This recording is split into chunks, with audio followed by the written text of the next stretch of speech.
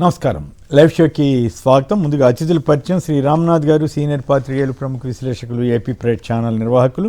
శ్రీ జనార్దన్ రెడ్డి గారు, హైకోర్టు న్యాయవాది. శ్రీమతి బండి పుణ్యశీల గారు, వైఎస్ఆర్ కాంగ్రెస్ పార్టీ అధికార ప్రతినిధి. ముందుగా ఈ స్పెయిన్ దే ప్రపంచ కప్, అలాగే సింధు మన తెలుగు జాతి రత్నం జపాన్ ఓపెన్ టైటిల్ సాధించిన సందర్భంగా ఆమెకు అభినందనలు తెలియజేసిన తర్వాత వీడియోలోకి వెళదాం. ముందుగా రామ్నాథ్ గారు, సింధుకి అభినందనలు తెలియజేస్తారా?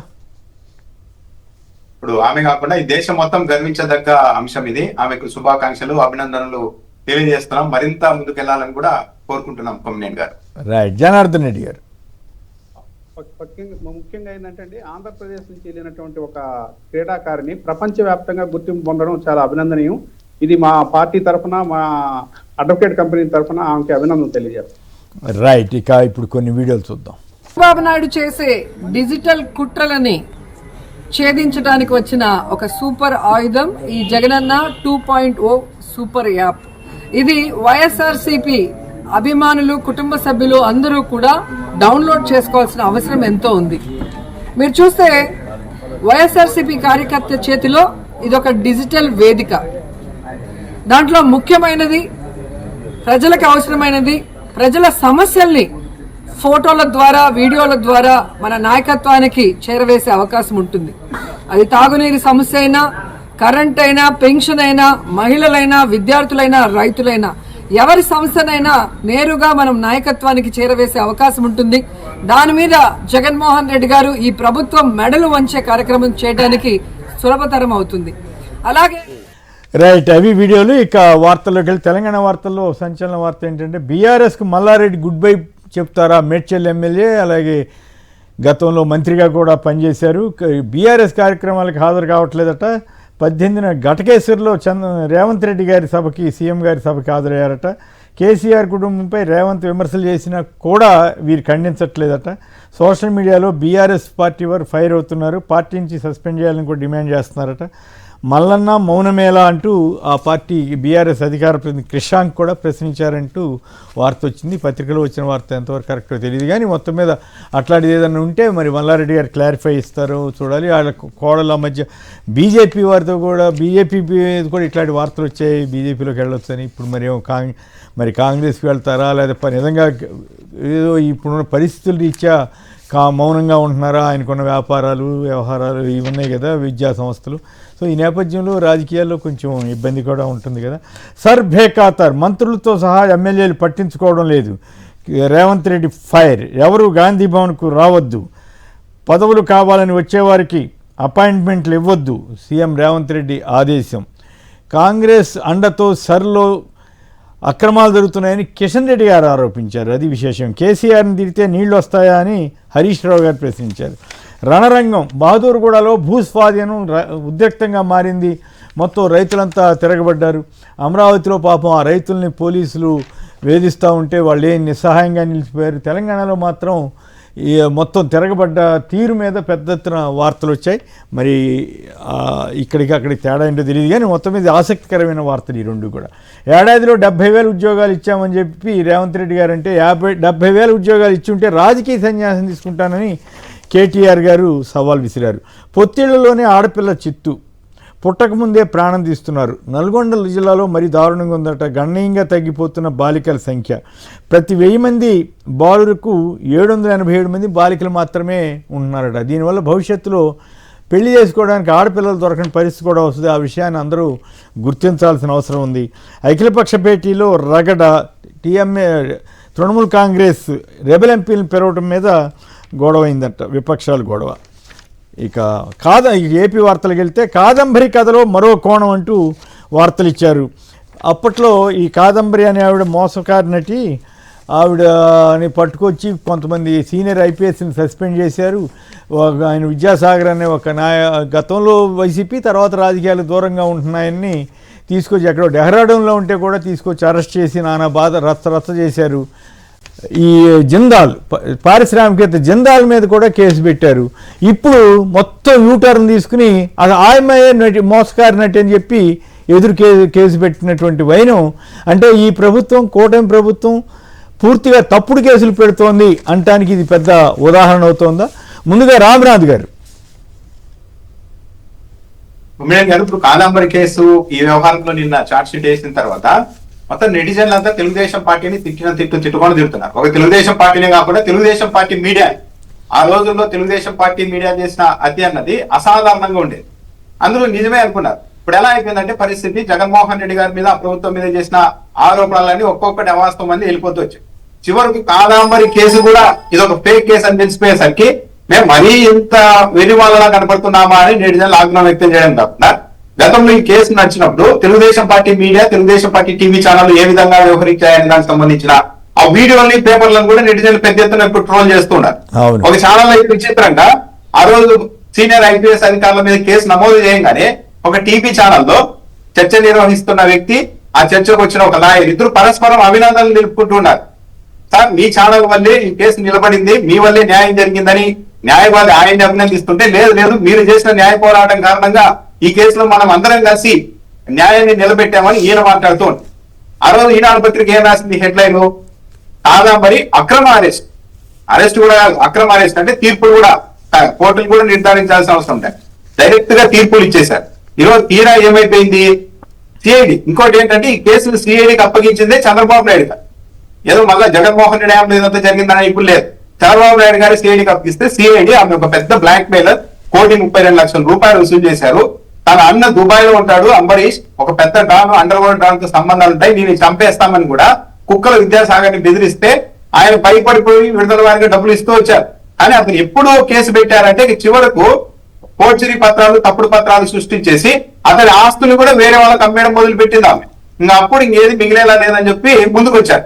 కానీ ఆ రోజు చంద్రబాబు నాయుడు గారు ఏం చెప్పారు పబ్లిక్ మీటింగ్ లో, ప్రజలారా మీరంతా చూశారు కదా తమ్ముళ్ళు, ముంబై నటిని కాదంబరిని ఒక తప్పుడు డాక్యుమెంట్ సృష్టించి ఆమెకు వ్యతిరేకంగా ఆధారాలు సృష్టించి ఒక నటిని అరెస్ట్ చేసి తీసుకొచ్చే దుర్మార్గాన్ని కొడిగట్టారు వీళ్ళంటూ మాట్లాడారు. మరి ఈ రోజు చంద్రబాబు నాయుడు గారు వేసిన సిఐడినే ఆమె ఒక పెద్ద బ్లాక్ మెయిలర్, ఆమె డబ్బులు వసూలు చేసిందని తెలిసిన తర్వాత ఇప్పుడు ఏం సమాధానం చెప్తారు?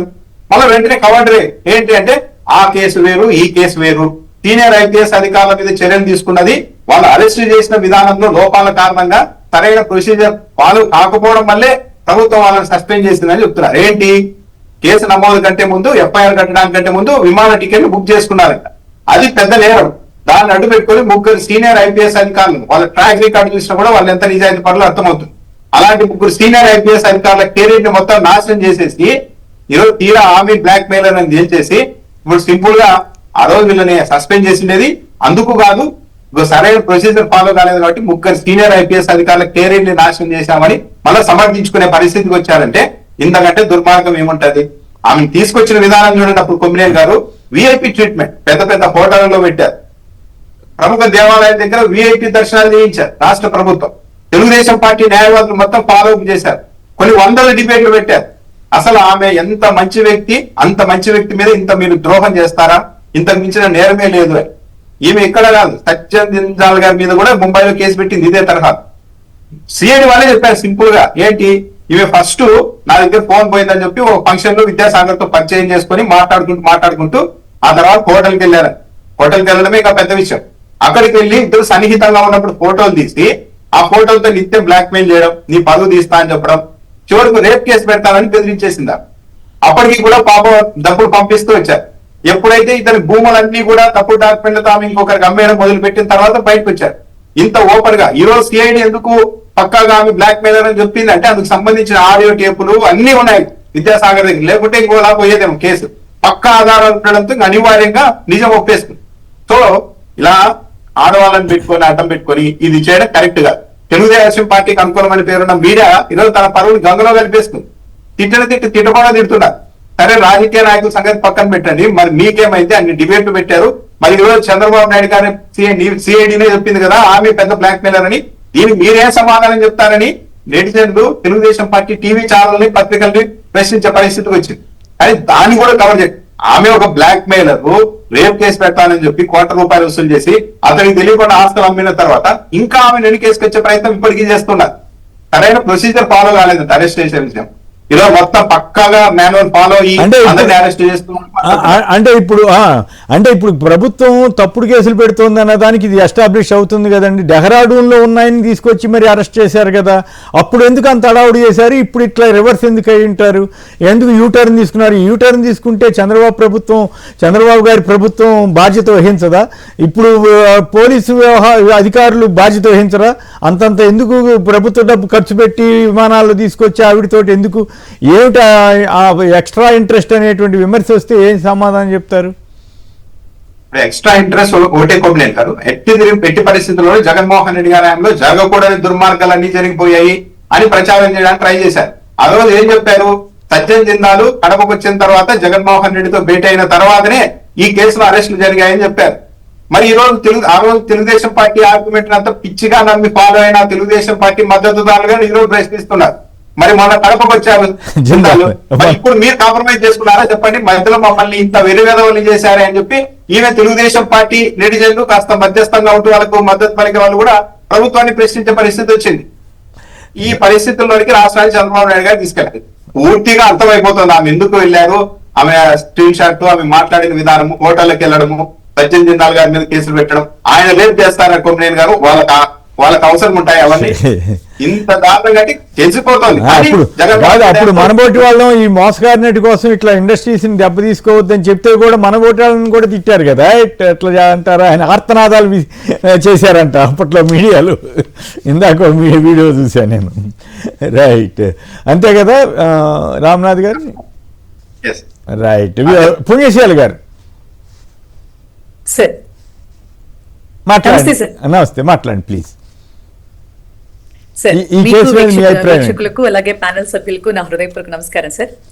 సార్, నిజంగా శిఖండి రాజకీయాలు చేయడంలో చంద్రబాబు నాయుడు గారు దిట్ట అని చెప్పని ఈరోజు మళ్ళీ ప్రూవ్ అయింది సార్. ఎందుకంటే నిత్యం జగన్మోహన్ రెడ్డి గారిని టార్గెట్ చేయటం, ఎందుకంటే 5 ఏళ్లలో ఆయన చేసినటువంటి పరిపాలనకి దిమ్మ తిరిగి మైండ్ బ్లాక్ అయింది ఆయనకి. ఎందుకంటే 40 ఏళ్ల రాజకీయం నిజంగా చాలా గ్రౌండ్ లెవెల్లో ఆయన పునాదులు కూడా కదిలించేసి అసలు రాజకీయం అంటే ఎట్లా చేయాలి, నిజంగా ఒక ముఖ్యమంత్రిగా అవకాశం వస్తే ప్రజలకి ఎంత ఉన్నతంగా పాలన చేయాలి, ఏ వ్యవస్థని ఎంత జాగ్రత్తగా, అంటే ప్రభుత్వం మీద తప్పు అనేది లేకుండా దాదాపుగా, అంటే ఎప్పుడైనా 1-2 సందర్భాలు ఏది మన చేతుల్లో ఉండవు సార్, సందర్భాలు వచ్చినా దాన్ని ఏ రకంగా ఫేస్ చేయగలుగుతాం, ఏ రకంగా దాన్ని మనం ప్రజలకి ఇబ్బందికరంగా లేకుండా చేయగలుగుతాం అనే దాని మీద అద్భుతంగా పాలన చేశాడు సార్. అందులో no doubt about that sir. 2 సంవత్సరాలు కరోనా పోయినా 3 ఏళ్లలో రాష్ట్రాన్ని, రాష్ట్ర ప్రజల్ని 2 కళ్ళుగా చేసుకుని ఆయన నడిపించారు. ఈ యొక్క ఇదిలో ఏమైందంటే సార్, అంటే ఆయన సచివాలయ వ్యవస్థ కావచ్చు, అమ్మఒడి అవన్నీ ఇప్పుడు నేను అడగలేదు కదా, కేసు గురించే చెప్తున్నాను సార్. ఏం చెప్తున్నాను, ఎందుకంటే ఆయన వ్యవస్థల్ని ఎంత బాగా, ఆయనకంటూ వచ్చినటువంటి ఒక ఇమేజ్ ఏదైతే ఉందో, ఇప్పటి వరకు అంటే జగన్ గారు అనగానే కొన్ని ఇమేజెస్ గుర్తొస్తాయి. సో ఆ యొక్క ఇదికి చంద్రబాబు నాయుడు గారు తట్టుకోలేక ఏదో ఒక విషయంలో జగన్ గారిని టార్గెట్ చేయాలి అని చెప్పని ఆయన పన్నినటువంటి కుట్రలు ప్రతి ఒక్కటి కూడా, జగన్ సార్ మీద కేసెస్ కావచ్చు, మరి ఇంకేదన్నా కావచ్చు, బాబాయి గొడ్డలి అనేటటువంటి వాళ్ళ వెకిలి వ్యవహారాలు కావచ్చు, ఈ రోజు జత్వానీ గారి కేసు కావచ్చు. ఇప్పుడు ఆవిడ ఆడమనిషి అయితే అవ్వచ్చు కానీ ఎవరికైనా కూడా పరిధులు అనేవి ఖచ్చితంగా ఉంటాయి సార్. ఆ పరిధులు దాటి అసలు వాట్ అబౌట్ షీ అనేది కూడా అర్థం చేసుకోకుండా ఆ రోజున జిందాల్ గారిని బెదిరిస్తోంది అన్నటువంటి ఉదంతల్లో ఆ అమ్మాయి మీద తప్పు ఉండబట్టే ఆ రోజు రాష్ట్ర ప్రభుత్వం తీసుకున్నటువంటి చర్యలకి అప్పుడు ప్రతిపక్షంగా ఉన్నటువంటి టీడీపీకి సంబంధించిన ఈ వంగలపూడి అనిత కావచ్చు, అలాగే ఆ వెనకాలుండి నడిపించినటువంటి చంద్రబాబు నాయుడు గారు కావచ్చు, పచ్చ మీడియాలు కావచ్చు, ఇందాక రామ్నాథ్ గారు చెప్పినట్టు అసలు మామూలుగా వెక్కిళ్లు పెట్టి ఏడవలేదు సార్. అసలు జగన్మోహన్ రెడ్డి గారు అసలు పోలీస్ వ్యవస్థను అడ్డం పెట్టేసుకుని ఆంధ్ర రాష్ట్ర ప్రజలకు ఏదో అన్యాయం చేస్తున్నాడు, చాలా ఏదో ఏదో మహాఘోర అపరాధం చేసేస్తున్నాడు అని చెప్పని ఎంత ఓవర్ యాక్షన్ చేస్తూ మరి జగన్మోహన్ రెడ్డి గారి మీద నిందలేయడానికి చూశారంటే ఆ అబద్ధాలన్నిటితో కూడా ఒక మెట్టెక్కిన ఈ రోజున పాపం ఎప్పుడు కూడా మరి ఒకప్పుడు ఎప్పుడో పండేదేమో సార్, ఇప్పుడు మాత్రం ఇప్పుడే కర్మ విల్ రిటర్న్స్ అంటారు కదా, ప్రతి ఒక్కటి కూడా జగన్ గారి మీద ఏదైతే నెపాలు వేస్తా ఉన్నారో ఈవెన్ ఈ కేసులో కూడా క్లియర్ గా వాళ్ళు అప్పగించినటువంటి సిఐడిఏగా సార్. ఇప్పుడు ఈ ఒక్క కేసే కాదు కదా సార్, మొన్న సాయి కృష్ణ ఉదంతం తీసుకున్నా, అలాగే క్రాంతి కుమార్ ఉదంతం తీసుకున్నా, ఏదైనా కూడా పోలీసు వ్యవస్థని ఎంత దిగజార్చేసి వాళ్ళ చేతుల్లో పెట్టుకుని ఎంత దారుణం సార్. ఎంపీ తన పార్టీ ఎంపీ అయినా, తన కూటమికి సంబంధించిన ఎమ్మెల్యే అయినా ఆడవాళ్ళని పట్టుకుని రోడ్ల మీద కొట్టినా, లేకపోతే డ్రగ్స్ కేసుల్లో మరి దొరికిపోయినా పోలీసు వ్యవస్థని మాత్రం చేతుల్లో పెట్టుకుని ఏదైనా చేయగలుగుతారు. కానీ మరి ఈ రోజున తేలిపోయింది కదా సార్, ఈ రోజున శిఖండి రాజకీయం చేశాడు. ఒక ఆడపిల్లని మాయగా చూపించి ఒక మరి ఎంతో పద్ధతిగా పనిచేసినటువంటి ఆఫీసర్స్ మరి పిఎస్ఆర్ ఆంజనేయులు గారు, అలాగే విశాల్ గున్ని గారు, క్రాంతి రాణా టాటా గారు, ఏసీపీ హనుమంతరావు గారు, మరి వీళ్ళందరినీ కూడా మరి వాళ్ళని సస్పెండ్ చేసి వాళ్ళ పైశాచిక ఆనందం చూపించుకున్నారు. ఈ రోజు వాళ్ళు చెప్పేటటువంటి సమాధానం ఏంటి సార్? ఈ రోజున అంటే పోలీసు వ్యవస్థ చేతిలో ఉంది, మనకు అధికారం చేతిలో ఉంది, చట్టం ఏదైనా సరే మన చుట్టంగా చేసుకుని తమలపాకు మడిచి కిళ్ళి లోట్లో పెట్టుకున్నట్టు పెట్టేసుకుందాం అనుకుంటే భగవంతుడు గాని కర్మ గాని వదిలిపెట్టదు సార్. ఈ రోజున ఖచ్చితంగా చంద్రబాబు నాయుడు ప్రభుత్వం అనేది ఎంత అట్టర్ ఫెయిల్యూరో ఈ రోజున రాష్ట్ర ప్రజలకి చాలా క్లియర్ గా అర్థమైంది. రైట్, మన జనార్దన్ రెడ్డి గారు చెప్పండి, న్యాయ పరిభాషలో ఇట్లాంటి కేసులను ఎట్లా చూస్తారు అసలు? అంటే ఈ రకంగా చూస్తే ఇప్పుడు మద్యం కేసు అని అవన్నీ రకరకాల కేసులు పెట్టారు కదా, అంటే ఈ ప్రభుత్వం తప్పుడు కేసులు ఎక్కువ పెడుతోంది అంటానికి ఇది ఒక ఉదాహరణ అవుతుందా, లేదు ఇంకేమన్నా కొత్త కోణం వస్తుందా ఈ ఇష్యూలో? మీ విశ్లేషణ ఏమిటి?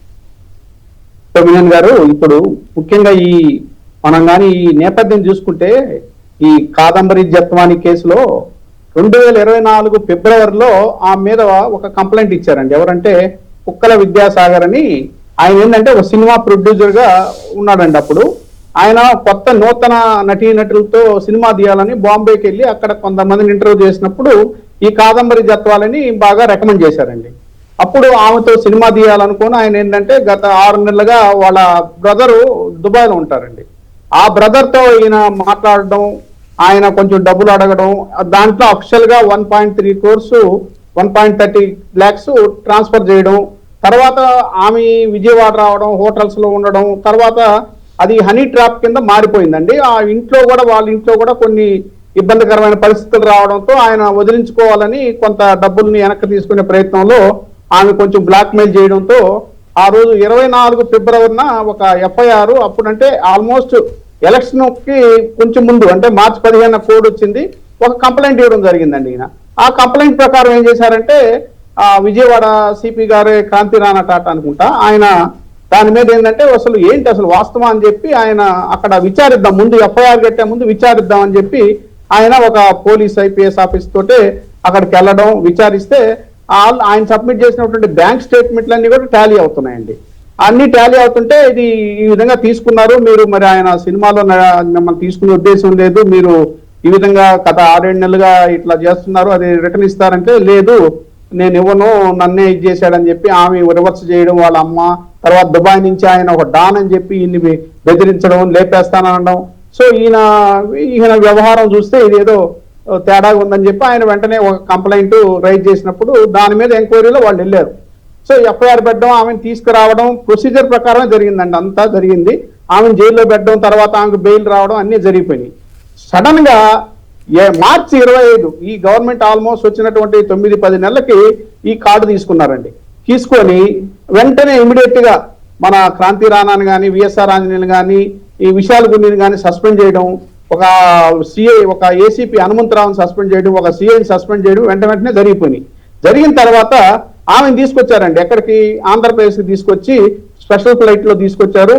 ప్లస్ ఆమెకు ఆల్మోస్ట్ ఒక 5 స్టార్ హోటల్, నవాటల్ హోటల్ విజయవాడలో పెట్టారు. ఆమెను ఒక 10 రోజులు ఇక్కడే ఉంచి ఆమె చేత ఒక కంప్లైంట్ తీసుకొని టీవీ మీడియాలో, మహిళా సంఘాలతో ప్రెస్లు పెట్టి ఇట్లా గత ప్రభుత్వంలో ఇట్లా జరిగిందని చెప్పి ఒక ఇది చేసి ఒక కంప్లైంట్ తీసుకుని కంప్లైంట్ రిజిస్టర్ చేసి, ఇక్కడ ఆశ్చర్యం ఏంటంటే ముగ్గురు మంచి ఐపీఎస్ ఆఫీసర్లు మనం ఇప్పటికీ సస్పెన్షన్ లో పెట్టారండి. విఎస్ఆర్ ఆంజనేయులు అయితే అరెస్ట్ కూడా చేశారు ఈ విషయంలో. హనుమంతరావును కానీ, విశాల్ గుండిని కానీ, ఈ విధంగా కాంతిరామ టాటా ఒక ఎఫిషియన్ ఆయనతో నేను కలిసి పనిచేశానండి. ఒక లుకౌట్ కేసులో ఆయన సిఐడిలో ఉన్నప్పుడు ఉమ్మడి రాష్ట్రంలో నేను కలిసి పనిచేశాను. వెరీ ఎఫిషియెంట్ ఆఫీసర్ అండి ఆయన. అలాంటి వాళ్ళని వీళ్ళు ఆ సర్వీసెస్ ఇప్పటికీ మనం ఉపయోగించకుండా పక్కన పెట్టారు. ఎంత ఎఫిషియెంట్ ఆఫీసర్స్ అంటే అంత ఎఫిషియెంట్ ఆఫీసర్స్, వాళ్ళని సస్పెన్షన్ లో పెట్టడం. ఈ రోజు ఏం చేశారు, వెంటనే జిందాల్ అనే ఒక ఆ పేరు కూడా ఉచ్చరించడం కరెక్ట్ కాదేమో. ఏంటంటే ఇప్పుడు ఎవరైతే ఆ పారిశ్రామికవేత్త మీద కూడా ఈమె రేప్ కేసు లాగా ఒక కేసు పెట్టడం బాంబేలో, ఈమె చాలా మందిని బ్లాక్ మెయిల్ చేయడం అన్ని బయటకు రావడంతో ఆ జిందాల్ గానే ఆయన ఇప్పుడు గట్టిగా ప్రభుత్వం మీద ఏదో కొంత ఒత్తిడి తీసుకొచ్చినట్టుగా నాకు కనిపిస్తుంది. లేకపోతే దీన్ని ఖచ్చితంగా గత ప్రభుత్వం మీద చుట్టేసి దీని మీద ఏదో అడ్వాంటేజ్ పొందాలని చూసేవాళ్ళు. కానీ ఛార్జ్ షీట్ ఇంకా కాగ్నిజెన్స్ దశలోనే ఉందండి. ఎందుకంటే ఇంకా అది కోర్టు ఇంకా పరిగణకు తీసుకోలేదు. కాకుంటే వీళ్ళు ఏంటంటే ఎల్లో మీడియాకి ఇచ్చేశారు, కాపీ ఇచ్చేశారు కాబట్టి వాళ్ళు లీక్ చేశారు. ఎందుకంటే ఇది కొంచెం ఇప్పుడు మనం చర్చ నడపొచ్చా? ఇట్లా నడపొచ్చు అండి. ఎందుకంటే పబ్లిక్ గా వాళ్ళ మీడియాలో పేపర్ లో వచ్చిందని నేను వాళ్ళది అధికార గెజెట్ కదండి అది. ఈనాడు అంటే వాళ్ళకి తెలుగుదేశం పార్టీకి గెజెట్ అది. కొంతమంది భావిస్తుంటారు అది. అదే ఇంత లేనప్పుడు ఎప్పుడో, కానీ ఇప్పుడు ఆల్ మీడియాస్ వచ్చినాయి కాబట్టి సోషల్ మీడియా డామినేట్ చేస్తుంది కాబట్టి ఇవన్నీ ఒకసారి పబ్లిష్ అయింది కాబట్టి దాని మీద మాట్లాడడం తప్పేం లేదు. కానీ విషయం ఏంటంటే ఆమె చీటింగ్ చేసింది, ఆమె బ్లాక్మెయిల్ చేసింది, ఆమె హనీ ట్రాప్ పాల్పడింది అనేది క్లియర్ గా ఛార్జ్ షీట్ లో ఉందని ఘంటాపదంగా ఈనాడులో రాయడం జరిగింది. అంటే దీని ఉద్దేశంతో ఏంటంటే ఎందుకు యూటర్న్ తీసుకుంది ప్రభుత్వం? ఒక గత ప్రభుత్వం మీద బురదేసే ప్రభుత్వం ఈ రోజు ఎందుకు తీసుకుందంటే దానికి మీరు ఇంత ముందే ఆ కార్పొరేట్ సంస్థ గురించి చెప్పారు, వాళ్ళు కూడా బాధితులే, ఈ విషయంలో వాళ్ళు కూడా బాధితులే. అందువల్ల ఏంటంటే అది ఖచ్చితంగా కూడా వాళ్ళు తప్పని పరిస్థితుల్లో వాస్తవాలు బయట పెట్టాల్సి వచ్చింది. ఇప్పుడు ఇంకొక విషయం అండి, దీంట్లో ఆర్టీఐ యాక్ట్ లో మేము అడిగాం, చాలా మంది అడ్వకేట్లు ఆర్టీఐ యాక్ట్లు అడిగారు. ఆమెను తీసుకొచ్చినప్పుడు ఫ్లైట్లో హోటల్స్ లో పెట్టిన ఆమెకి ఎంత ఖర్చు అయింది? ఒక ఆల్మోస్ట్ వాళ్ళ తల్లి ఆమెను ఇద్దరిని కూడా తీసుకొచ్చారండి ఇక్కడికి. ఎంత ఖర్చు అయిందంటే ఇంతవరకు రిప్లై లేదండి. ప్రోటోకాల్ వాళ్ళని అడిగితేనేమో మీరు జిఐడిని అడగమంటారు, జిఐడి వాళ్ళని అడిగితే ప్రోటోకాల్ అంటున్నారు. అంటే ఎన్ని లక్షలు ఖర్చు పెట్టారు? జనార్దన్ రెడ్డి గారు, నాకు చిన్న డౌట్, ఇంకెవరైనా ఫిర్యాదు చేస్తామంటే ఎక్కడెక్కడ ఈ దేశాల్లో ఉన్నా ఇతర రాష్ట్రాల్లో ఉన్నా ఇంత స్పెషల్గా తీసుకొచ్చే అవకాశం ఉంటుందా ప్రభుత్వం ఖర్చు పెట్టి? ఏంటంటే ఒక నటి, ఆమె చాలా ఇదే, ఒక నటి అంటే నటులు అంటే వాళ్ళు ఎలా ఉంటారు వాళ్ళ ఇది తెలుసు కదండి. సో వాళ్ళని ప్రొజెక్ట్ చేస్తే గత ప్రభుత్వం జగన్ మోహన్ రెడ్డి మీద ఈజీగా బురద చల్లొచ్చారు, ఇలాంటి అమ్మాయిని తీసుకొచ్చారా పాపం అనే ఒక సానుభూతి. ఇది ఎట్లా ఉంటాయి అంటే వాళ్ళకంతా స్ట్రాటజీస్ బాగానే ఉంటాయండి వాళ్ళకి ఈ ప్రభుత్వంలో. ఎందుకంటే సిఐడి అనేది ముఖ్యమంత్రి హానరబుల్ ముఖ్యమంత్రి కంట్రోల్లోనే, గౌరవ ముఖ్యమంత్రి కంట్రోల్లోనే పనిచేస్తుంది. సో ముఖ్యమంత్రి తెలియకుండా ఛార్జ్ షీట్ పడదు. అయ్యా ఇట్లా జతలాని మీద ఇలా వచ్చింది, ఇలా మీరు చెప్పినట్టుగా మేము చేసామంటే చెప్పకపోతే ఇది ఆ విధంగా జరగదు. ఎందుకంటే గత ప్రభుత్వం మీద బురద చల్లడమే పనిగా పెట్టుకున్న వాళ్ళు ఈ ఉపన్యాసాలు ఇందాక రామ్నాథ్ గారు కూడా చెప్పారు, ఆ రోజుల్లో వాళ్ళంతా ఉపన్యాసాలు కూడా డిబేట్లు అండి, టీవీ డిబేట్లు, ప్రెస్ మీట్లు, ఐద్వాలు, సంఘాలు, మహిళా సంఘాలు అందరూ ఆమెను అయ్యో చూస్తే అరే ఇంత పాపం అమాయకంగా ఉంది, ఇంత చిన్న నటి ఆ మీద ఎందుకు చేస్తున్నారన్న ప్రతి ఒక్కరికి ఒక సానుభూతి. ఒక మహిళ అంటే ఇప్పుడు చట్టాల్లో ఏంటంటే మహిళైనా, వృద్ధులైనా, కులాల మీదైనా కానీ నేరం చేస్తే నేరమేనండి, దానికి శిక్షలు అదేం రిలాక్సేషన్ ఉండదు. కానీ తెలియని వాళ్ళు ఏమనుకుంటారంటే ఒక అమాయకంగా ఒక మహిళని తీసుకొచ్చారు వీళ్ళు, పాపం ఈ గవర్నమెంట్లో లాస్ట్ గవర్నమెంట్లో పాపం అన్యాయంగా అంత అమాయకంగా మాట్లాడుతుంది అని అనుకుంటారండి. కానీ సుమారు 5-6 కోట్ల రూపాయలు నష్టపోయాడండి ఆయన. కుక్కల విద్యాసాగర్ అయినా ఆయన్ని జైల్లో పెట్టారు. పాపం ఆయన బెయిల్ వచ్చేదానికి చాలా కష్టపడ్డాడు, చాలా రోజులు జైల్లో ఉన్నారు. అదేవిధంగా ఒక టీమ్ ఆఫ్ ఐపీఎస్ ఆఫీసర్ని మన రాష్ట్ర ప్రభుత్వం వాళ్ళ సర్వీసెస్ కోల్పోయిందండి గత 1.5-2 సంవత్సరాలుగా. సో అది చాలా చర్చించాల్సిన విషయం. ఎందుకంటే క్రాంతినారాయణ టాటా నేను ఎంత ఎఫిషియెంట్ ఆఫీసరో, ఈయన విఎస్ఆర్ ఆంజనేయులు గారు ఆ రౌడీజం విజయడంలో కానీ ఇట్లాంటి అక్రమాలు చేయడం ఆయన ఎంత గొప్ప ఆఫీసరో, విశాల్ గుండి గారు ఎంత గొప్ప ఆఫీసరో, వీళ్ళందరూ కూడా ఏంటంటే ఆల్మోస్ట్ సైడ్ ట్రాక్ లో ఇచ్చేసి అరెస్టులు చేయడం, వాళ్ళని సస్పెన్షన్ లో పెట్టడం చేయడం వల్ల ప్రభుత్వం చాలా ఇది. కానీ వాళ్ళకి జీతాలు ఇవ్వాల్సిందే కదా, సస్పెన్షన్ ఉన్నా వాళ్ళకి జీతాలు ఇవ్వాల్సిందే, వాళ్ళ సర్వీసెస్ మనం ఉపయోగించలేము. మరి ఇప్పుడు ఏమవుతుంది చెప్పండి, మరి ఇప్పుడు ఏమవుతుంది ఈ కేసు? ఇప్పుడు ఒకసారి ఆల్రెడీ ఛార్జ్ షీట్ పోయిన వారమే వేశారు, అది రిటర్న్ అయింది టెక్నికల్ వల్ల. మళ్ళీ సాటర్డే రోజు మళ్ళీ ప్రొడ్యూస్ చేశారు రెక్టిఫై చేసి. సో ఇంకా కేసు నడుస్తుందండి. కేసులో ఆల్రెడీ ఆమె నేరం రుజువైందని చెప్పి వాళ్ళు ఎవిడెన్స్లు, బ్యాంక్ స్టేట్మెంట్లు అన్ని పెట్టారు కాబట్టి కేసు రుజువు అవుతుంది. తర్వాత ఆయన కానీ జరిగిన నష్టాన్ని ఎవరు పూడ్చలేరు. అదే కాదు కాదు నా ప్రశ్న ఏమంటే ఆవిడ కేసు పెట్టింది ఫస్ట్, ఆ కేసు మీద వీళ్ళు ఉత్సాహంగా చంద్రబాబు గారి ప్రభుత్వానండి కూటమి ప్రభుత్వానండి పట్టుకొచ్చి అడావుడి చేసి వీళ్ళందరినీ సస్పెండ్ చేయటం ఇవన్నీ చేసింది. ఆ తర్వాత విద్యాసాగర్ గారు కూడా ఒక కంప్లైంట్ ఇచ్చారు, అంత ముందే ఇచ్చారు. సో ఇప్పుడు ఈ రెండిట్లో ఈ రెండు కేసులు నిలబడతాయా, లేదు ఆ విద్యాసాగర్ గారి కేసే ఇప్పుడు నిలబడి ఈవిడ మీద ఎదురు కేసు పెట్టి చర్య తీసుకుని ఐపీఎస్ని వీళ్ళందరినీ వదిలేస్తారా, లేదో ఏదో రకంగా వేధిస్తారా? నాకు తెలుసండి, ఇక ఆమె విద్యాసాగర్ రావు అప్పుడు పెట్టిన కేసు ఇప్పుడు ఆల్మోస్ట్ ఏ స్టేజ్లో ఉందనేది కూడా బయటికి రావట్లేదండి. ఎందుకంటే ఆమెని అప్పుడు తీసుకొచ్చి ఆమె పెట్టిన కేసే ఇప్పుడు దీంట్లో ఉంది, లైమ్ లైట్ లో ఉంది. ఓకే, సో ఆ కేసు ఏమైందో కూడా తెలియదండి. అట్లా కాదు కదా, ఇప్పుడు సమస్య ఆయన చెప్పింది రైట్ అని తేలింది కదా, ఈవిడ చెప్పింది అబద్ధాలనే సంగతి అర్థమవుతోంది కదా అకార్డింగ్ టు మీడియా రిపోర్ట్స్. ఈ అబద్ధాలు చెప్పినప్పుడు మరి ఈవిడికి పెట్టిన కేసు ఆటోమేటిక్గా పోవాలి కదా, పోదా? అట్లా ఆటోమేటిక్గా ఏం పోదండి, దానికి ట్రయల్ జరగాలి, దానికి ఒక సాక్షులంతా రావాలి, విచారించాలి, అన్ని చేయాలి. సో ఎండ్ రిజల్ట్స్ ఏమైనా కానీ ఇప్పుడు ఆంధ్ర రాష్ట్రానికి జరిగినటువంటి ఒక నష్టం అయితే ఏదో ఉందో ఆమె వల్ల ఆర్థికంగా కానివ్వండి, ఈ సర్వీసెస్ ఆఫ్ ఐపీఎస్ఆర్ కానివ్వండి, ఇది ఏ కాడికైనా ఒక రాజకీయంగా వీళ్ళు చేసేటువంటి తొందరపాటు చర్యల్లో ఒక భాగం. ఇలాంటి ఎన్నో జరుగుతున్నాయి రోజు. ఇది రెడ్ బుక్ రాజ్యాంగంలో భాగంగానే ఇది జరిగింది ఆ రోజు. సో అందువల్ల ఏంటంటే దీంట్లో ఏం జరుగుద్ది మరి ఇప్పుడు ఈ లెక్కను చూస్తే మద్యం కల్పిత కేసు అని చాలా కాలంగా వైసీపీ చెప్తా ఉంది, చాలా మందిని అరెస్ట్ చేశారు, పాత ఆఫీసర్లను అరెస్ట్ చేశారు. మరి ఇప్పుడు ఆ కేసు కూడా ఇట్లాంటి కేసు అవ్వదని గ్యారంటీ ఏముంటుంది? కల్పిత కేసు కాకుండా ఎట్లా ఉంటుందని సహజంగా అనుమానం వస్తుంది కదా. 100% వాళ్ళు పెట్టే రెడ్ బుక్ రాజ్యాంగంలో పెట్టే కేసులన్నీ కూడా అండి, లిక్కర్ కేసు కానివ్వండి, ఇంక ఏ కేసు అయినా, సోషల్ మీడియా కేసు కానీ అన్నీ రాజకీయ ప్రేరితం, దాంట్లో తిరిగే లేదండి. ఇవన్నీ కూడా ట్రైల్లో నిలబడవు. ఎందుకని చెప్తున్నానంటే నేను ఈ ఒక వెండేటా ఉందండి వాళ్ళకి వచ్చిన రోజు నుంచి కూడా. వీళ్ళు ఏంటంటే వీళ్ళని ఎలా బలహీనపరచాలి, కేసుల ద్వారా బలహీనపరదాము, వీళ్ళు ప్రజల్లో 40% పుంజుకుంటున్నారు, మనకు ఓటు శాతం లేదు, మనం ముగ్గురం కలిసి వచ్చినా కానీ మనకి ఇక్కడ దిక్కు లేదు అనే ఉద్దేశంతో వాళ్ళు చేసేటువంటి ఒక కుట్ర రాజకీయాల్లో భాగంగానే ఈ అరెస్టులు ఇవన్నీ. ఎవరైతే మాట్లాడుతున్నారో వాళ్ళు గొంతు నొక్కేయాలా, కానీ అది గొంతు నొక్కడం కాదండి, వాళ్ళ గొంతు ఇంకా ఎక్కువ అవుతుంది అనేది అర్థం చేసుకోవాలి. సో ఇది ఉంది ఏంటంటే ఈ ప్రభుత్వంలో ఉండేటువంటి ఒక వింగ్ ప్రత్యేకంగా దీని మీదనే పనిచేస్తుందండి. ఇక ఇతర విషయాల మీద ఎక్కడ పనిచేయట్లేదు, ఓన్లీ బాగా ఎఫెక్టివ్ గా పనిచేస్తున్నారంటే దీంట్లోనే పనిచేస్తున్నారు. కేసులు పెట్టే కార్యక్రమంలోనే. రామ్నాథ్ గారు మీరేమంటారు చెప్పండి. ఇప్పుడు నేను ఒక వీడియో విన్నాను, విజయ్ చాలా అంతా కలిపి 2-3 నెలలు అయిందో లేదో కుర్రవాడు ముఖ్యమంత్రిగా చాలా మంచి పేరు తెచ్చుకుంటున్నాడని ఎవరో వీడియో పెట్టారు. మొత్తం ఎక్కడ పోలీస్ స్టేషన్లు అన్నింటిలోనూ సీసీ కెమెరాలు పెట్టించడం, అట్లాగే ఆసుపత్రులను బాగు చేయించడం, అక్కడికి సడన్గా తనిఖీలకి వెళ్ళటం, ఎక్కడ ప్రతిపక్షం మీద అనుచితమైనటువంటి కామెంట్ చేయకపోవటం, స్టాలిన్ లాంటి వాళ్ళ మీద కానీ ఉదయనిధి మీద కానీ ఎక్కడ అభ్యంతరకర వ్యాఖ్యలు కానీ పిచ్చి పిచ్చి మాటలు మాట్లాడటం, ఇవేమీ చేయకుండా అతను బాగా చేస్తున్నాడని ఒక వీడియో వచ్చింది. ఐ మేబీ అతని కరెక్టా కాదా అనేది నాకు పూర్తి తెలియదు, కానీ ఆ వీడియో వింటే నాకు ఆసక్తి. మరి చంద్రబాబు గారు ఇంత సీనియర్, 48 ఏళ్ల రాజకీయ అనుభవం, 50 ఏళ్ల అనుభవం, తర్వాత మరి 16 ఏళ్ళు 17 ఏళ్ళుగా ముఖ్యమంత్రి, ఈయన ఎందుకు ఇంత వెంజన్స్ తోటి మాట్లాడడం? వద్దు వైసీపీ వద్దు, ఊహించుకుంటేనే ఇదని నిన్న గుడివాడలో ఎక్కడో ఉపన్యాసం కూడా చేశారు. సో ఇవన్నీ చూస్తే మీకేమనిపిస్తుంది? ఇప్పుడు ఈ కేసుని ఎట్లా వాళ్ళు హ్యాండిల్ చేస్తారని మీరు అనుకుంటున్నారు? ఈ రెండింటిని కొలాబరేట్ చేస్తూ మాట్లాడండి. ఇప్పుడు చంద్రబాబు నాయుడు గారికి వచ్చిన పెద్ద ఇబ్బంది ఏంటంటే డే 1 నుంచే చంద్రబాబు నాయుడు గారికి తాను ఎలా అధికారంలోకి వచ్చానో తెలుసు. విజయ్ అనే వ్యక్తి ఫెయిర్ గా వెళ్ళి డబ్బులు పంచకుండా ఏం లేకుండా నాకు ఓట్లు వేయండి అని చెప్పి వచ్చాడు కాబట్టి అతను ఆర్గ్యూలింగ్ చేస్తున్నారు. కానీ చంద్రబాబు నాయుడు గారు జగన్మోహన్ రెడ్డి హయాం 5 ఏళ్ల కాలంలో ఏం చేశారు అంటే, జగన్మోహన్ రెడ్డి ఎలాంటి పెద్ద తప్పులు చేయలేదు, విధాన పరంగా ఎక్కడ తప్పులు చేయలేదు. తెలిసి తెలియక ఎక్కడైనా తప్పు జరిగితే తెలుగుదేశం పార్టీ స్ట్రాటజీ ఎలా ఉంటుంది అంటే, ఓకే జగన్మోహన్ రెడ్డి కారు కింద ఎవరైనా పడితే వార్త చేద్దాం, ఒకవేళ ఎవరు కారు కింద పడలేదు అనుకోండి, జగన్మోహన్ రెడ్డి కారు వెళ్తూ ఒక పూల కుండీని కొట్టేస్తే, చూసారా జగన్మోహన్ రెడ్డి ప్రకృతి అంటే మొక్కలంటే ఎంత ద్వేషమో, పూల కుండీని కొట్టేశారు కారుతో, కనీసం దిగి దాన్ని అక్కడ సర్ది పెట్టి పోవాలి కదా అని చెప్పి దాని మీద కూడా డిబేట్ పెట్టి 2-3 ఏళ్ళు పబ్లిక్ లో విషయం నింపేంత శక్తి సామర్థ్యం అయితే తెలుగుదేశం పార్టీ.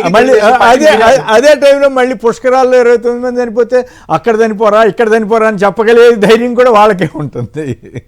చంద్రబాబు నాయుడు గారు ఎలా ఉంటారంటే, మేము అధికారంలో ఉన్నప్పుడే గోదావరి పుష్కరాలు వస్తాయి తమ్ముళ్ళు, మనం అధికారంలో ఉన్నప్పుడే అది మన పార్టీ గొప్పతనం అంటారు. సార్ మరి ఎన్నిలో కూడా మీరున్నప్పుడే వస్తుంది కదా అంటే అది ప్రకృతి, మనకి కాదు ప్రపంచం అంతా వచ్చింది అని మాట్లాడతారు చంద్రబాబు నాయుడు గారు. అంటే వాళ్ళకి ఏది అనుకూలంగా ఉంటే ఆ విధంగా టర్న్ అవుతూ ఉంటారు. చంద్రబాబు నాయుడు గారికి వచ్చిన ఇబ్బంది ఏంటంటే తాను పెయిట్ అధికారంలోనికి రాలేదు, పబ్లిక్ అందరినీ ఏదో ఒక విధంగా మభ్యపెట్టి 15 లక్షల కోట్లు చేశారు అప్పు అని రకరకాలుగా ఒక 20 అంశాలను తీసుకొని వృత్తి అధికారంలోనికి వచ్చాము. డే 1 నుంచి అవన్నీ ప్రతి ఒక్కటి అబద్ధాలని డీకోడ్ అవుతూ ఉన్నాయి. కాబట్టి మళ్ళీ కొంచెం ఉంది 2029 అనేది దాదాపు అసాధ్యం అని తెలిసి చంద్రబాబు నాయుడు గారు డే 1 నుంచి ఒకే లైన్ తీసుకున్నారు. వైసీపీ అన్నది ఒక అరాజక పార్టీ, గొడ్డలి పార్టీ, జగన్మోహన్ రెడ్డి గొడ్డలి పార్టీ నాయకుడు. అంటే ఒక వ్యక్తిత్వ హరణం మీదనే జగన్మోహన్ రెడ్డిని వైఎస్ఆర్ కాంగ్రెస్ పార్టీని దెబ్బకొట్టాలని చంద్రబాబు ప్రయత్నిస్తూ ఉన్నారు. అదే ఇబ్బంది చంద్రబాబు నాయుడు గారు. ఈ కేసులో ఇక్కడ పాయింట్ ఏంటంటే అధికారం లేకుండా రఫ్ అంటున్నారు. అధికారంలోకి వస్తే పరిస్థితి ఏంటో ఊహించుకోండి. ఓ పక్కేమో నాన్న అరాచకంగా మహిళలను కూడా చూడకుండా అనేక చోట్ల హత్యలు జరుగుతున్నాయి, మహిళలను వ్యవస్థలు చేస్తున్నారు. ఇవన్నీ చేసి కూడా ఊహించుకోండి అని ఆయన భయపడుతున్నాడా లేకపోతే ప్రజల్ని భయపెట్టాలని చూస్తున్నారా? ప్లస్ ఈ కేసు గురించి కూడా మీరు ఏదో మాట్లాడుతున్నట్లు మాట్లాడండి. కేసులో కొమ్మినేని గారు ఫస్ట్ ఆమె బ్లాక్ మెయిలర్ అని తెలిపోయింది, ఆమె బ్లాక్ మెయిల్ చేశారని తెలిపోయింది, ఆమెను అరెస్ట్ చేసి తీసుకొని వచ్చారు.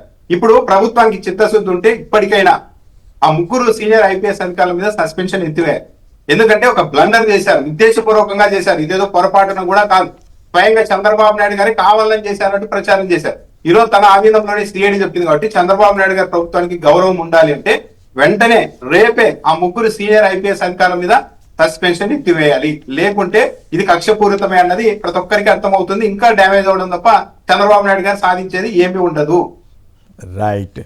ఇక మరొక వార్తలోకి వెళ్దాం. వైసీపీ వద్దు అక్టోబర్ 2 నాటికి చెత్తరహితంగా ఏపీ అంట. ఏమంటే పుణ్యశీలి గారు చెప్పండి, గత ఏడాది కూడా ఇట్లాగే చెప్పినట్టు గుర్తు, ఈ ఏడాది అవుతుందంటారా? సంక్షిప్తంగా ఒక మాటలో చెప్పండి. సార్, చంద్రబాబు నాయుడు గారు ఏం చెప్పినా కూడా ఆయనకి ఏదో మైలేజ్ రావాలనుకుని చెప్పేటటువంటి ప్రయత్నాలే చేస్తూ ఉంటారు తప్ప ఆఖరికి ఈ రోజున ఏ కేసు తీసుకున్నా ఏ పరిస్థితులు తీసుకున్నా కూడా మరి అది క్లియర్ గా ఆయన వైపే తప్పు అని ఈ రోజు మనకి క్లియర్ కట్ గా తెలియడం అనేది ఒక జత్వానీ కేసు కావచ్చు, ఒక సాయికృష్ణ కేసు కావచ్చు, మరి ఈ రోజున రాష్ట్ర పరిధిలో మరి ఏ సెగ్మెంట్ తీసుకున్నా మరి ఆయన చేయబోతున్నటువంటి ప్రైవేటైజేషన్లు కావచ్చు, ప్రతి ఒక్కటి కూడా ఇందాక సార్ నిజంగా ఎందుకంటే ఎదుటి వ్యక్తి మీద అభాండాలు వేసేయటం, ఎదుటి వ్యక్తిని మాయలా బూచిలా చూపించడం అనేది చంద్రబాబు నాయుడు గారికి మీరు చెప్పినట్టుగా వెన్నతో పెట్టినటువంటి విద్య. కానీ ఒక నిజాన్ని ఎదుర్కోవాలంటే ఖచ్చితంగా భయం అనేది కడుపులో ఉంటుంది. కాబట్టే చంద్రబాబు నాయుడు గారు ఆయన ఏం చేయగలుగుతాడు, ఆయన ఏమి ప్రజలకి మంచి చేస్తున్నాడు అనేది చెప్పకుండా 24 గంటలు జగన్మోహన్ రెడ్డి గారిని టార్గెట్ చేయటం, జగన్మోహన్ రెడ్డి గారిని ఇబ్బందులు పెట్టడం మరి చెయ్యాలనుకుంటున్నాడే తప్ప భగవంతుడు కూడా అందుకు సహకరించట్లేదు. ఇకపోతే మీరు అక్టోబర్ 2కి మళ్ళీ చెత్త రహితం. సార్, ఇదే చెత్త అన్న మాట గురించి నిజంగా మరి ఈ రోజు స్పీకర్ గా ఉంటున్నటువంటి అయ్యన్న పాత్రుడు ఒకానొకప్పుడు జగన్మోహన్ రెడ్డి గారిని పట్టుకొని మరి అనకూడనటువంటి మాట కూడా అన్నటువంటి పరిస్థితులు. మరి ఈ రోజున వీళ్ళకది మరి వర్తిస్తుందా వర్తించదా అని చెప్పని మేము అడుగుతా ఉన్నాం. పేరుకి వాళ్ళు ఏదో రిమూవ్ చేశామని అంటే ఆ 30 రూపాయలు రిమూవ్ చేశాము అని చెబుతున్నారు తప్ప అసలు రాష్ట్ర పరిధిలో అసలు సేవలు ఎలా జరుగుతా ఉన్నాయి ఈ రోజున చూస్తే అదే పారిశుధ్య కార్మికులు రోడ్ల మీదకి వచ్చి ఏ రకంగా మరి ప్రభుత్వం మీద ఎలాగా వ్యతిరేక మాకు కనీసం శాలరీస్ కూడా ఇవ్వట్లేదు అని చెప్పి వాళ్ళు బయటకు వచ్చినట్టు మాట్లాడుతున్నటువంటి పరిస్థితులు. మరి ఈ రోజున మరి ఏ రకంగా అటు ఇండస్ట్రీస్ పరంగా చూసుకున్నా, ఇటు మరి పరిపాలనా విధానంలో చూసుకున్నా, ఏ ర్యాంకుల్లో ఆఖరికి పోలీసు వ్యవస్థతో సహా ఈ ఆంధ్రప్రదేశ్ ఏ ర్యాంకుల్లో అట్టడుగు స్థానాలకి పడిపోతోందో ఆంధ్ర రాష్ట్ర ప్రజలంతా కూడా చూస్తా ఉన్నారు సార్. ఎవరు అద్భుతంగా చేశారు, ఎవరు చెత్త రాష్ట్రంగా మారుస్తున్నారు అనేది కూడా ఈ రోజున ఆంధ్ర రాష్ట్రంలో ప్రతి ఒక్కళ్ళకి తెలుస్తున్న పరిస్థితి సార్. రైట్. ఇదేనా మీ సుపరిపాలన, ఇదేనా మీ పోలీసింగ్ అంటూ గుంటూరులో జరిగినటువంటి ఘోరం మీద వ్యవస్థను చేసిన వైనం మీద జగన్ గారు మండిపడ్డారు. ఇదేం పద్ధతి, ఇట్లా ఇది గవర్నమెంట్ అని. పోనీ అక్కడతోటి ఆగట్లేదు, రోజు ఎక్కడో చోట. మొన్న అక్కడ రైల్వే కోడూరులో చూసాం, రైల్వే ఎమ్మెల్యే గారు పెరిగిపోయినాయండి. లాకప్ ఒక్క నిమిషం మీరే మాట్లాడుదురు. కానీ పచ్చ నేత మరో దుశ్శాసన పర్వం, ఉద్దురాలి జాకెట్ చించివేత ఇంకోవైపున. ఏపీలో అకృత్యాలపై చర్చించాలని పార్లమెంట్లో మన వైవి సుబ్బారెడ్డి గారు, మిథున్ రెడ్డి గారు వీళ్ళంతా డిమాండ్ చేశారు. క్రాంతి కుటుంబానికి వైఎస్ఆర్సీపీ అండ, అక్కడ ఆత్మహత్య చేసుకున్నాడు కదా పోలీసులు వేధింపుదాలు. సాయికృష్ణ లాకప్ డెత్ కథ కంచికే. సో వీటి మీద సంక్షిప్తంగా మీ కామెంట్ ఏమిటి జనార్దన్ రెడ్డి గారు? ఆ పరిస్థితి వచ్చినట్లయినా సాయికృష్ణ లాకప్ డెత్ కథ కంచికే, బూడిద లేకుండానే అంత్యక్రియలు కర్మకాండాలు పూర్తి, హాజరైన టీడీపీ ఎమ్మెల్యే గద్దె రామ్మోహన్, ముందుకు సాగని సిట్ విచారణ పోయినట్లయినా, ప్లస్ ఈ దుశ్శాసన పర్వం ఆగదా? ఇప్పుడు ఖచ్చితంగా ఏమైందంటే వాళ్ళ కుటుంబ సభ్యుల్ని వీళ్ళు ఏంటంటే కొంత భయభ్రాంతులు చేశారు, ప్రలోభ పెట్టారు, ఏంటనేది తెలియదు. వాళ్ళని మనం తెలియకుండా మనం మాట్లాడడం కరెక్ట్ కాదు. వాళ్ళ పేదవాళ్ళు అని చెప్పి వాళ్ళ మీద ఒక ఇది వస్తుంది కాబట్టి మనం ఎలాంటి ఇది అనలేము, వాళ్ళ మీద ఏం ఒత్తిడి ఉందనేది. కానీ ఎప్పుడైతే కుటుంబ సభ్యులకి ఇంట్రెస్ట్ పోద్దో థర్డ్ పార్టీస్కి వచ్చే ఇంట్రెస్ట్ వల్ల పెద్ద ప్రయోజనం కోర్టు తీసుకోవండి. సో అందువల్ల ఏంటంటే ఈ హెబియస్ కార్పస్ లో వాళ్ళు సిబిఐ విచారణని వెనక్కి తీసుకున్నారు. సో ఇప్పుడు చివరికి ఏంటంటే ఈ సిట్ విచారణ కూడా ఎలా సాగుతుందంటే, నాగరాజు అనే అతన్ని 90 రోజుల్లో ఆయన మీద ఛార్జ్ షీట్ వేయకపోతే ఆయనకి డిఫాల్ట్ బెయిల్ వచ్చేస్తుంది, అంటే ఆయన బయటకు వచ్చేస్తాడు. సో ఆయన కూడా ఒక సందేహం కోర్టుకి ఇచ్చాడు, ఏంటంటే నన్ను లేపేస్తే ఆయన కానీ చంపేస్తే అసలు కేసే పోద్ది కదా, ఇవన్నీ ఉండవు కదా అనే ఒక ఇది ఆయన వ్యక్తం చేశారు. అది జరిగింది అనుకోండి, అతను బెయిల్ మీద బయటకు వచ్చిన తర్వాత ఏదో ఆత్మహత్యగా సృష్టించి, ఇప్పుడు మనబోల్లో మొన్న అదే జరిగింది, ఆయన ఏదో ఆత్మహత్య చేసుకున్నాడని చెప్తే నిన్న పోస్ట్ మార్టం రిపోర్ట్ చూస్తే ఒళ్ళంతా దెబ్బలు ఉన్నాయి. ఆత్మహత్య చేసుకున్నాడు ఒళ్ళంతా దెబ్బలు ఎందుకు ఉంటాయండి? సో అవన్నీ ఇప్పుడు అదే దాని మీద పిల్లు కూడా ఇవాళ వేస్తున్నారు. కొందరు మిత్రులు వచ్చారు నెల్లూరు నుంచి, మా ఊరే కాబట్టి. సో అందువల్ల ఏంటంటే ఇవన్నీ ఎలా ఉందంటే ఒక అరాచక పాలన అండి. ఇప్పుడు ఎక్కడా కూడా ఏంటి లాకప్ డెత్లు ఏంటి, పోలీసులకి అంత ఇష్టారాజ్యంగా వాళ్ళు అధికారాలు ఎవరిచ్చారు? 3rd డిగ్రీ మీద ఒక గైడ్లైన్స్ లేవా? డీకే బాసు కేసులు ఏం చెప్పింది కోర్టు, సుప్రీంకోర్టు ఏం చెప్పింది? ఇవన్నీ కూడా ఎవరు పాటించట్లేదండి. రాష్ట్రంలో వాళ్ళ విచ్చలవిడితనం అయిపోయింది. ఎవరు కూడా ఈ లా అండ్ ఆర్డర్ కానీ ఇది ఏది కూడా కట్టడి చేయకుండా అరాచక పాలన చేస్తున్నారు. నేషనల్ మీడియా కూడా ఈ మధ్య చాలా ఆర్టికల్స్ రాస్తున్నారు ఆంధ్రప్రదేశ్ లో ఏం జరుగుతుంది అని. సో అవి కూడా గమనించకపోతే ఇంటెలిజెన్స్ ఏంటి ఇది, అసలు ఇంటెలిజెన్స్ కూడా దీనికే ఉపయోగిస్తున్నారా అని ఉంది. సో అందువల్ల ఏంటంటే ఇవన్నీ ఖచ్చితంగా మేల్కోవాలండి. ఏంటంటే ప్రజాస్వామ్యంలో ఇలాంటి రెడ్ బుక్ అని చెప్పి, బూడిద బుక్ అని చెప్పి, ఇలాంటి బ్లడ్ బుక్ అని చెప్పి వ్యంగ్యంగా మాట్లాడుతున్నారా, వాస్తవాలు అవే చేస్తున్నారని అర్థం కాకుండా సో కొంతమంది మంత్రులు ఇలాంటి ఇది ప్రేరేపించడం, ప్రజల్లో ఒక అశాంతిని తీసుకొస్తున్నారు. ఇది మంచిది కాదండి, ఇది డెమోక్రసీలో. రామ్నాథ్ గారు మీరు చెప్పండి, ఓ పక్కేమో పోలీసుల మీద కేసులు పెడితే ఊరుకోము, మా వాళ్ళు టీడీపీ వాళ్ళ మీద ఎవరి మీద కేసులు పెడితే ఊరుకోమనేమో వాళ్ళే హెచ్చరిస్తారు. ఇంకో పక్కేమో టీడీపీ వాళ్ళ మీద ఇప్పుడు దుశ్శాసన పర్వం ఇవాళ కూడా వార్త వచ్చింది. దీని మీద మీ కామెంట్ ఏమిటి సంక్షిప్తంగా? కొమ్మినేని గారు, తెలుగుదేశం పార్టీ నాయకత్వం మరి ముఖ్యంగా నారా లోకేష్ గారు ఎక్కడ తెలుగుదేశం పార్టీ కార్యకర్తల సమావేశం జరిగినా కూడా కామన్ గా ఒక పాయింట్ చెప్తున్నారు, నా మీద ఇన్ని కేసులు ఉన్నాయి, కేంద్ర మంత్రి బండి సంజయ్ గారి మీద 100 కేసులు ఉన్నాయి, కాబట్టి కేసులు ఉండడం అన్నది పెద్ద విషయమే కాదు అని ఇండైరెక్ట్ గా క్రైమ్ ను ప్రోత్సహిస్తున్నారు నారా లోకేష్ గారు. తెలుగుదేశం పార్టీ 2 ఏళ్ల అధికారంలోకి వచ్చిన తర్వాత 1% కూడా ఏ కార్యకర్తలో కూడా సేవాభావంతో రాజకీయాలు చేయాలి, రాజకీయాలు అంటే సేవ చేయడానికి అనే పదమే లేదు. ఎక్కడన్నా వనరులు ఉంటే దోచుకోవడమా, డబ్బులు సంపాదించుకోవడమా, వీలైతే బ్రెడ్ షాపులు పెట్టుకోవడమా, ఈ అధికారాన్ని అందరి మీద చెలాయించి మనం ఆనందం పొందడం, ఇదే కాన్సెప్ట్ తో పనిచేస్తున్నారు. కానీ ఎక్కడ 1% కూడా సేవాభావం అన్నది కనిపించడం లేదు. ఇండైరెక్ట్ గా తెలుగుదేశం పార్టీ కార్యకర్తలు ప్రోత్సహిస్తోంది తెలుగుదేశం పార్టీ నాయకత్వం. నిన్న బద్వేల్లో దాడి జరిగింది. వృద్ధ దంపతులు 16 ఏళ్ల నుంచి అక్కడే ఉన్నారంటే ఇల్లు కట్టుకొని, లేదు మీరు ఖాళీ చేసి వెళ్ళిపోండి, ఈ స్థలం బాది అంటూ 3 నెలల క్రితం దాడి చేస్తే అప్పుడే స్థానికులంతా ప్రతిఘటించి పంపించారు. అంటే వాళ్ళకి ఎవరు లేరు, ముసలి వాళ్ళు ఇద్దరు అని చెప్పి మీరు దౌర్జన్యం చేస్తారని పంపిస్తే నిన్న ఇంకో తెలుగుదేశం పార్టీ నాయకుడిని వెంట పెట్టుకుని ఏకంగా సమ్మెట్లు, రాడ్లు అన్ని తీసుకొని వచ్చి దాడి చేశారు. మళ్ళా నిన్న కూడా వాళ్ళ మీద దాడి చేసి ఆ మహిళని, వృద్ధురాలను ఇబ్బంది పెట్టి బట్టల నుంచి అన్ని చేశారు. చివరకు నిన్న కూడా స్థానికులే వాళ్ళని కాపాడే పరిస్థితి వచ్చింది. అంటే స్థానికుల్లో కూడా ప్రజల్లో కూడా ఒకటి బయలుదేరి వీళ్ళు ఈ రోజు ఈ పక్కింటి మీదకి వచ్చారు, రేపు మన ఇంటి మీద కూడా వస్తారని మెల్లమెల్లగా చుట్టుపక్కల ఉన్న పబ్లిక్ కూడా ఏకమవడం అన్నది మొదలు పెడుతూ ఉన్నారు. ఒక పద్ధతి ప్రకారం ఎక్కడ చూసినా బాగా గమనిస్తే కొమ్మినేని గారు, తిరుపతిలోనే 3-4 ఘటనలు జరిగాయి ఇలాంటివి. ఏంటి, ఎవరైనా వృద్ధులు ఉంటే వాళ్ళ ఇల్లు కట్టుకొని వాళ్ళ స్థలం ఉంటే దాన్ని ఆక్యుపై చేయడం.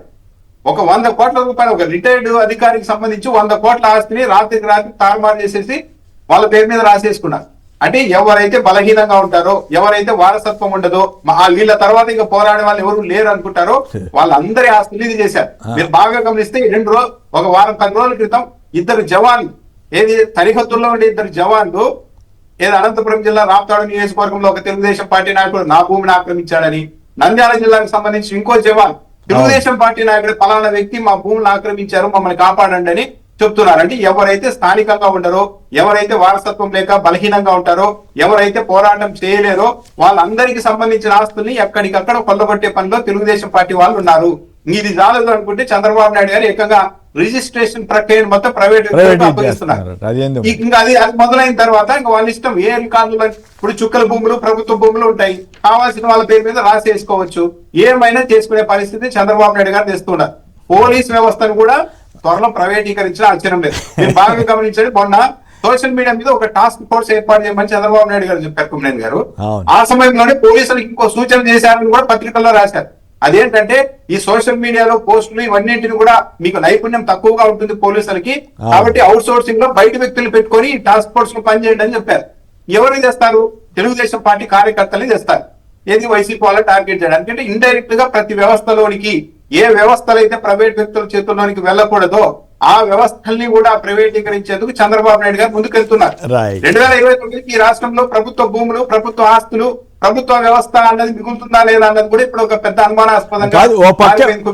ఓ పక్క పరిస్థితులు ఉంటే ఏదో మాజీ స్పీకర్ మీద పెద్ద ఎత్తున సమ్మినేని సీతారాం గారి మీద, మరి అది వాస్తవమా ఏం కాదో నాకు తెలియదు, కానీ ఇవన్నీ వదిలేసి ఈ దుశ్శాసన పర్వాలు ఇవన్నీ వదిలేసి అది పెద్ద వార్తగా వేయటానికి ఎల్లో మీడియా విపరీతంగా ప్రయత్నం చేస్తా ఉంది.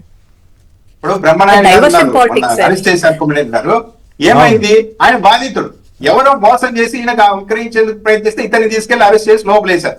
అంటే రాష్ట్ర ప్రభుత్వం వైసీపీ నాయకుడు అంటే ఓకే, ఇంకా బాధితుడా సంబంధం లేదు, లోపలేసేయడమే ఆ లెవెల్కి పరిస్థితిని తీసుకెళ్తున్నారు. తెలుగుదేశం వాళ్ళు కేసు పెట్టినా రిజిస్టర్ చేయడానికే భయపడే పరిస్థితి పోలీసు యంత్రాంగం వెళ్ళింది. రైట్. ఇప్పుడు గారు మొన్న గుంటూరులో మహిళను కొట్టారు. మీరు బాగా గమనించండి, ఈనాడు పత్రికలో రాశారు. పోలీసులు ఏం చెప్తున్నారు? అసలు ఈ వీడియో అన్నది సోషల్ మీడియాకి ఎలా వెళ్ళింది, సీసీ ఫుటేజ్ అన్న దాని మీద కూడా కేసు పెడుతున్నామని చెప్తున్నారు. అంటే ఏంటి, 3 రోజుల వరకు ఏం యాక్షన్ లేదు. ఆ ఫుటేజ్ బయటకు వచ్చిన తర్వాత యాక్షన్ మొదలైంది. ఇప్పుడు ఏం చెప్తున్నారు? ఆ ఫుటేజ్ ఎలా బయటకు వచ్చిందో దాని మీద, అంటే సీసీ ఫుటేజ్ ఇచ్చిన వాళ్ళని కూడా బెదిరించే ప్రయత్నం డైవర్ట్ చేయటం అన్నమాట, కేసు మొత్తాన్ని డైవర్ట్ చేయటం. ఇంకో ఘటనలో ఎవరు కూడా ఆధారాలు ఉన్నా సరే బయటికి ఇవ్వకూడని పరిస్థితులు సృష్టిస్తున్నారు. రైట్, ఓకే అండి. రైట్, మరి కొన్ని విశేషాలు చూద్దాం. ఆయకట్టు తగ్గింపు, కాంట్రాక్ట్ వ్యయం రెట్టింపు, హంద్రీనీవా 36A ప్యాకేజీలో మిగిలిన పనుల్లో మాయాజాలం అంట. తర్వాత దోపిడీకి బలైన జనసీమ జీవనాడి అంటూ రాయలసీమ ఎత్తిపోతల పథకం హంద్రీనీవా ప్రాజెక్టు సంబంధించి నిన్న వైసీపీ నాయకులు శైలజానాథ్, అనంత వెంకటరామరెడ్డి తదితరులంతా పెద్ద ప్రదర్శన చేశారు. రామాయపట్నంలో స్కామ్, సీఎం చంద్రబాబుపై జగన్ ఫైర్. 4,929 కోట్లతో నిర్మించిన పోర్టును 1,500 కోట్లకి ఎలా అప్పగిస్తారు ప్రైవేటు వారికి అంటూ జగన్ గారి ప్రశ్న. రామాయపట్నం పోర్టు ముట్టడికి కాకాని గోవర్ధన్ రెడ్డి వీళ్ళంతా వెళ్ళారు. అది ఉద్రిక్తంగా మారింది ఈ నిరసన చెప్పడం కోసం వెళ్తే. తర్వాత మరోవైపు ఎల్లో మీడియా, రెక్కలు విప్పుతున్న విమాన రంగం అంటే 20,000 కోట్ల పెట్టుబడులు వచ్చేస్తున్నట్టుగా వాళ్ళు కలరింగ్. నిజంగా వస్తే మంచిదే, కానీ అట్లా జరగట్లేదే. ప్రజల ఆస్తులపై ప్రైవేటు పంజా, రిజిస్ట్రేషన్ వ్యవస్థను ప్రైవేటు వారికి అప్పగించేందుకు రంగం సిద్ధం. కొండకు టెండర్, పంచదారులను అక్రమంగా తవ్వేస్తున్న తెలుగుదేశం ముఠా అంటూ వార్తనిచ్చారు. మా బాబు బంగారం, సిపిఎస్ నుంచి ఓపీఎస్కు మార్పుపై ఉద్యోగ ఉపాధ్యాయ సంఘాలు ఇచ్చేసారట. దాన్ని ఫస్ట్ పేజ్లో పెట్టుకున్నారు ఎల్లో మీడియా వారు, ఈనాడు వారు. నిజంగా ఒక పాలాభిషేకం చేసినందుకే ఫస్ట్ పేజ్లో పెట్టుకుంటే ఏది 10,000 మందికో ఎంతమందికో ఎప్పుడో పెండింగ్లో ఉన్న వాళ్ళకి ఇస్తే మరి ఇప్పుడు అందరికీ ఇవ్వాల్సిన అవసరం ఉంది కదా. మరి దాని సంగతి ఏం చేస్తారు? రామ్నాథ్ గారికి అది వాస్తవమా కాదని చెప్పింది. అసలు ఓపీఎస్సీనే పట్టించుకోవట్లేదు కదా, ఎన్నికల హామీని పట్టించుకోకుండా. సిపిఎస్ పరిధిలో దాదాపు 2,30,000 మంది ఉద్యోగులు ఉన్నారు ఇప్పటికీ కూడా.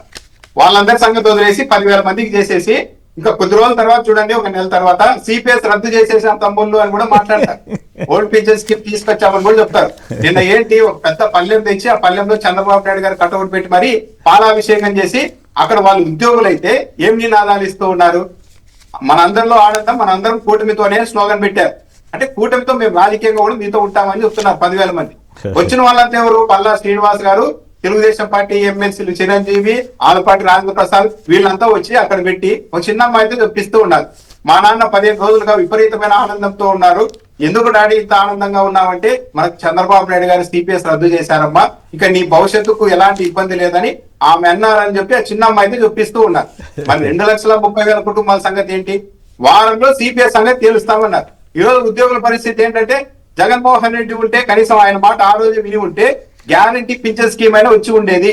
ఇప్పుడు అది పోయింది, ఇది పోయింది. సిపిఎస్ అయితే ఇంకా రద్దు చేయాలి. చంద్రబాబు నాయుడు గారు రద్దు చేసేసామని మాట్లాడతారు. ఈ 10,000 మందిని చూపెట్టి ప్రతిదీ పబ్లిసిటీ చేసుకుంటూ చంద్రబాబు నాయుడు గారు తెలుగుదేశం పార్టీ నాయకులు ఆ విధంగా ముందుకెళ్తున్నారు. రైట్. 1న భోగాపురం ప్రారంభిస్తారట ప్రధానమంత్రి గారు. వెల్పిస్తున్న ఉద్దానం. గతంలో జగన్ గారు భారీ ఎత్తున ఆసుపత్రి కట్టిన వాళ్ళని ఆదుకోవడానికి అన్ని ప్రయత్నాలు చేస్తే ప్రస్తుతం అక్కడ పరిస్థితి ఏం బాగోలేదని వార్తలు ఇచ్చారు. విశాఖలో 2, చీరాల్లో 2 పైలట్ ప్రాజెక్టులుగా బీచ్ బార్లు పెట్టబోతున్నారు. డేటా సెంటర్ వద్దే వద్దంటూ విశాఖ బీచ్ రోడ్లో నిరసన ప్రదర్శన. ఎవరిని చోట్ల పోటీ చేస్తారన్నది మీరెవరూ మాట్లాడొద్దు, ఆ విషయం కూటమి నాయకత్వాలు చూసుకుంటాయి. టీడీపీ నేతలకు చంద్రబాబు అది మాట్లాడింది లోకేష్ గారు కదా. మరి అదేందు ఎస్సీ గురుకులాలను ఎత్తివేసి ఎక్సలెన్స్ ఎత్తుగడ. కొత్తగా ఎక్సలెన్స్ స్కూల్ పెడతారట, కార్పొరేట్ సంస్థలకు అప్పచెబుతారట. అమరావతి ఓఆర్ఆర్లో ఇంకేదో కోత పెట్టారంట. 8 వరుసలు వద్దు 6 వరుసలు చాలు అంటున్నారంట.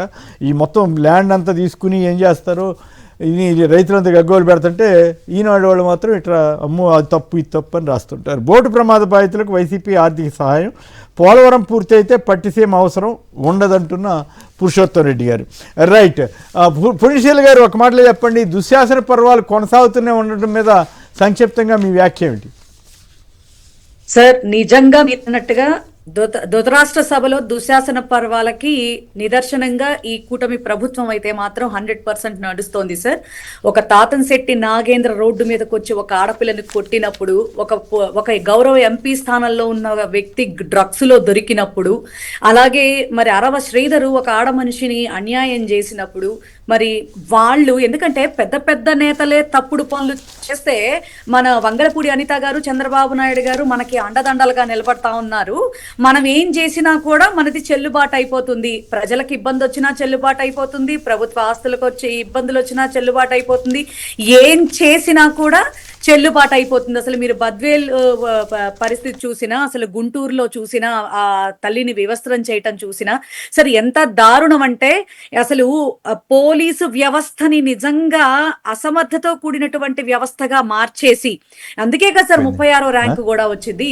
పోలీసు వ్యవస్థని ఎంత దారుణంగా వాడుతూ నిజంగా చట్టాన్ని చేతుల్లో పెట్టుకుని ఎంత నీచంగా ఈ యొక్క ప్రభుత్వం బిహేవ్ చేస్తా ఉందంటే నిజంగా ఆంధ్ర రాష్ట్రంలో మహిళా భద్రత అనేది క్వశ్చన్ మార్క్ గా మారిపోయింది అనడంలో ఎట్లాంటి డౌట్ లేదు సార్. ఎందుకంటే ప్రతిరోజు కూడా ఇప్పుడు మనకు జరుగుతున్నటువంటి ఒక్కొక్క సిచ్యువేషన్ నిజంగా, ఎందుకంటే ప్రజలు అడుగుతా ఉన్నారు సార్. నిన్న అక్కడికి కొంతమంది వెళ్ళి పార్టీ నాయకులు వాళ్ళందరూ వెళ్ళి వాళ్ళు పరామర్శించడానికి వెళ్ళినప్పుడు వాళ్ళు అడుగుతుంది ఏంటంటే, మరి పెద్ద పెద్ద నాయకులు మరి ఏదైనా ఒక ఇదిలో ఇదవుతుంటే వాళ్ళని కనీసం ఏదో పేరుకి అరెస్టులు, పేరుకి చిన్న చిన్న కేసులు, స్టేషన్ బెయిల్లు ఇచ్చి పంపుతున్నారమ్మా.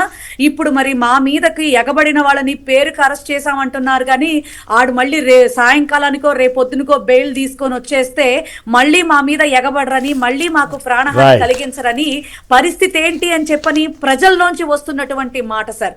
నిజంగా ఇంత దారుణంగా పోలీస్ వ్యవస్థను అడ్డం పెట్టుకుని ఇంత కీచక పర్వాలు, ఇంత దుశ్శాసన పర్వాలు నడుపుతా ఉన్నారంటే వినాశకాలే విపరీత బుద్ధి అని ఈ యొక్క కూటమి ప్రభుత్వం పటాపంచలైపోయే రోజులు దగ్గరలో ఉన్నాయి మాత్రం ప్రజలంతా కూడా ఎదురు చూస్తారు. జనార్దన్ రెడ్డి గారు చెప్పండి, రామాయపట్నం పోర్టుని ఈ స్థాయిలో ప్రైవేటైజేషన్ అప్పచెప్పే పరిస్థితి 4,000 దాదాపు 5,000 ఖర్చు పెడితే 1,500కే ఇస్తున్నారని వార్తలు, జగన్ గారి రియాక్షను.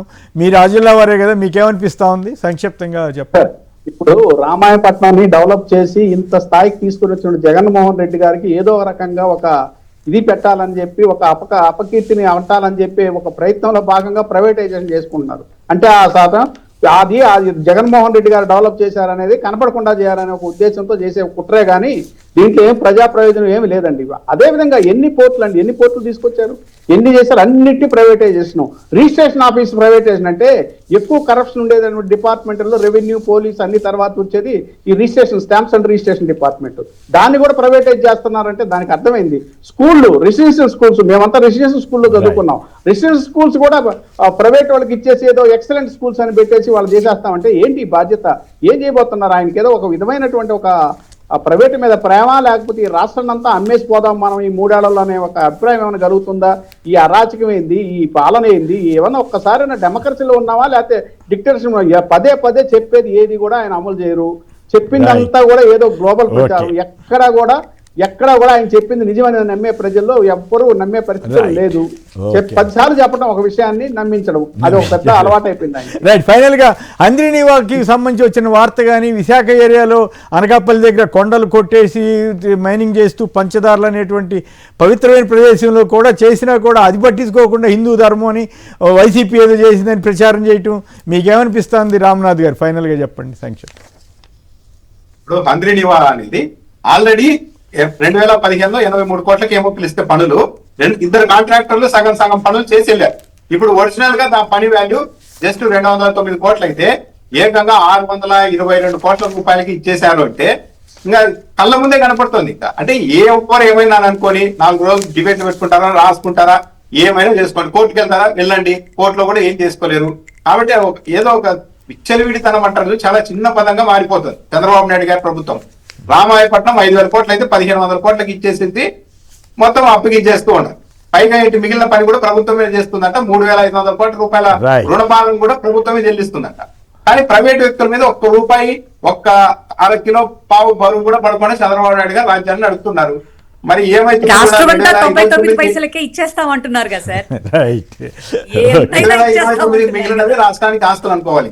రైట్. రామ్నాథ్ గారు, జనార్దన్ రెడ్డి గారు, బండి పుణ్యశీల గారు అందరు కూడా ధన్యవాదాలు. ఇది నేటి చర్చా కార్యక్రమం. నమస్కారం.